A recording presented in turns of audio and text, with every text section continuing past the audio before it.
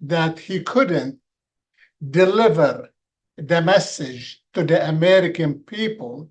And so many times he was lost using the words and keep concentrating on the subject. And if United States as a superpower, it needs a powerful president to negotiate on behalf of the people locally and on the world stage. In this situation, he did not appear to be ready to be another 4 years governing United States, be the president of United States, versus Donald Trump. He was charismatic, he was fluent on the topics, and he seemed to be capable to negotiate on the world stage with the world leaders on behalf of the American people. Well, I mean, the language President Biden used against his opponent, that he's liars and so on, where historically President Trump used to use same language. But last night we saw a different Trump. He did not use any aggressive or bad language again, or he did not even respond in that manner to President Biden.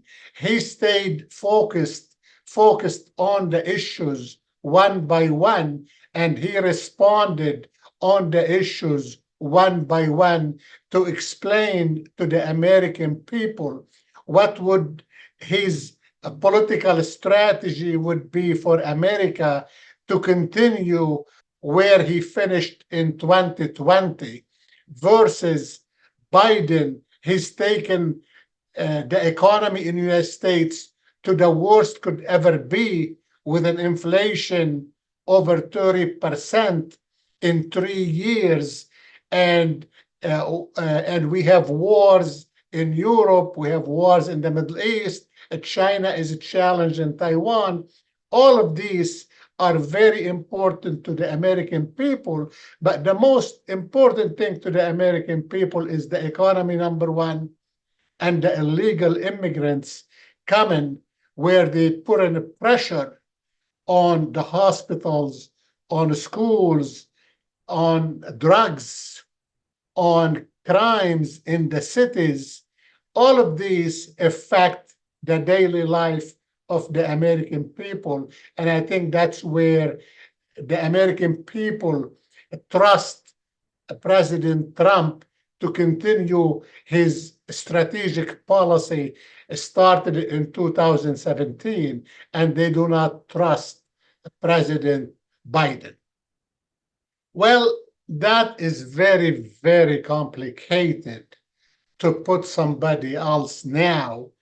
We are only 3 to 4 months from election, because to run for a president, you have to. Yeah, I mean, they made a big mistake. The Democratic Party made a big mistakes.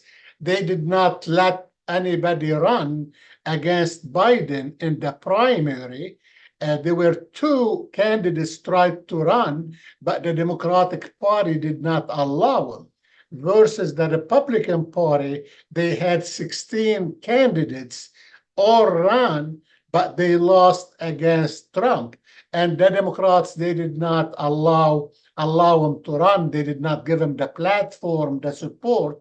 And one of them quit the Democratic Party and went independent, Robert Kennedy Jr. And there might be a chance to bring him to run in place of Biden, because he is registered in the 50 states in the United States. That would allow him to go to the finish line. That's if the Democratic Party allowed him to come back, and they picked him to come back into the Democratic Party. Well, on the Democratic Party, they're trying now. There are discussions that they could replace President Biden. But again, there are so many laws in every state. Some of them, they would not allow him to withdraw his name and have a new name now. And that's a legal issue. But in the mood of the country, that Trump will be the winner at the end of the day.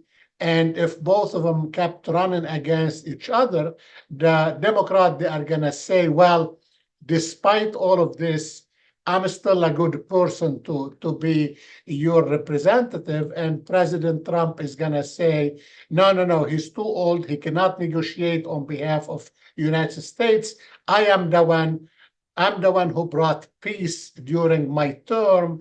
I'm the one who brought the inflation down. I'm the one who brought the 4 Abraham Accords in the Middle East. I'm the one who could stop the war in Ukraine. I'm the one I could put China in its place. And he has a lot of advantage because he has done so from 2017 till 2021 versus President Biden. We know he's failing the policy internally and externally. You're welcome. You're welcome.